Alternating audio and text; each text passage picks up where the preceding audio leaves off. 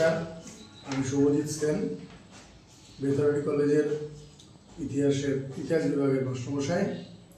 আগামীকাল, আজকে আমার এই নতুন ভিডিওটির উদ্দেশ্য হচ্ছে আগামীকাল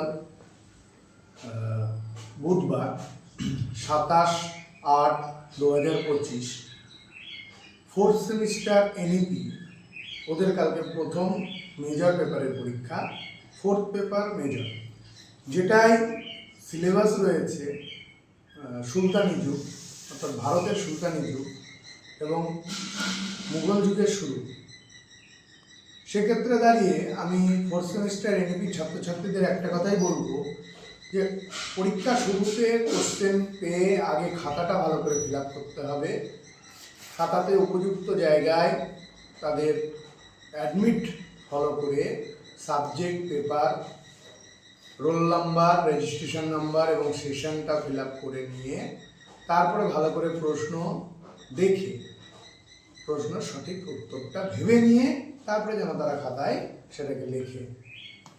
এবং অবশ্যই তাদের ফলো করতে হবে তারা কিভাবে লিখছে, প্রতিটা প্রশ্নের মান অনুযায়ী তারা যেন লিখবে এবং প্রশ্নগুলো ভালো করে টু দি পয়েন্ট অ্যান্সার দেবে। প্রশ্ন যা চেয়েছে সেই মতন তারা অ্যান্সার দেবে এবং শর্ট কোশ্চেনগুলো চেষ্টা করবে 10-12টা শর্ট কোশ্চেন থাকে, তার মধ্যে 10টা শর্ট কোশ্চেন করতে হবে ওদের।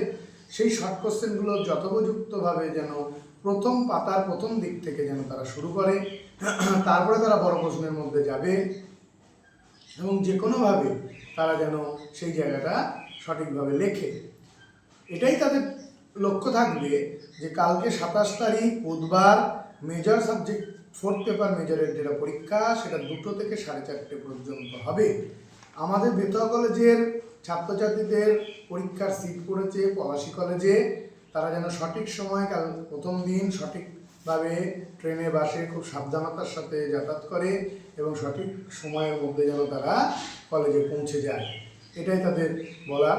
এবং তারা যেন অবশ্যই এটা মাথায় রাখে পলাশী কলেজে সঠিক সিট নাম্বার দেখে তারা যেন সেই ঘরে বসে এবং কালকের যে পেপারটা রয়েছে সেই পেপারে তারা উপযুক্তভাবে পড়বে সুলতানি যুগের পিরিয়ডের ইতিহাস এবং সেই কোশ্চেনগুলো, সেগুলো আমি একবার তাদের জন্য বলে দিচ্ছি। সেই কোশ্চেনগুলোর মধ্যে খুব প্রয়োজনীয় প্রশ্ন রয়েছে, যেমন তরাইনের যুদ্ধ, ইলতুৎমিশকে প্রকৃত প্রতিষ্ঠাতা বলা যায় কিনা সুলতানি যুগের, তারপর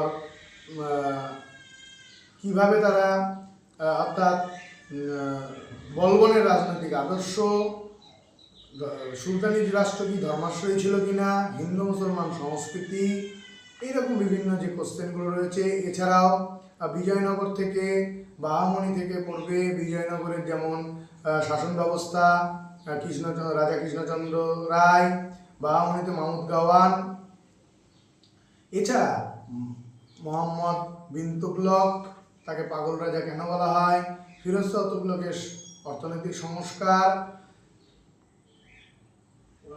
রাজপুত জাতির উদ্ভব, এরকম বেশ কিছু ইম্পর্টেন্ট কোশ্চেন আছে যেগুলো তাদের ফলো রেখে চলতে হবে। এবং আবারও একবার বলছি, অ্যাডমিটে খাতা পাওয়ার পর, পরীক্ষার হলে খাতা পাওয়ার পর অ্যাডমিট অনুযায়ী রোল নাম্বার, রেজিস্ট্রেশন নাম্বার এবং সাল যথোপযুক্তভাবে লিখতে হবে।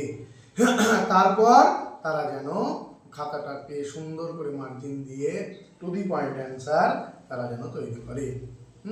নমস্কার।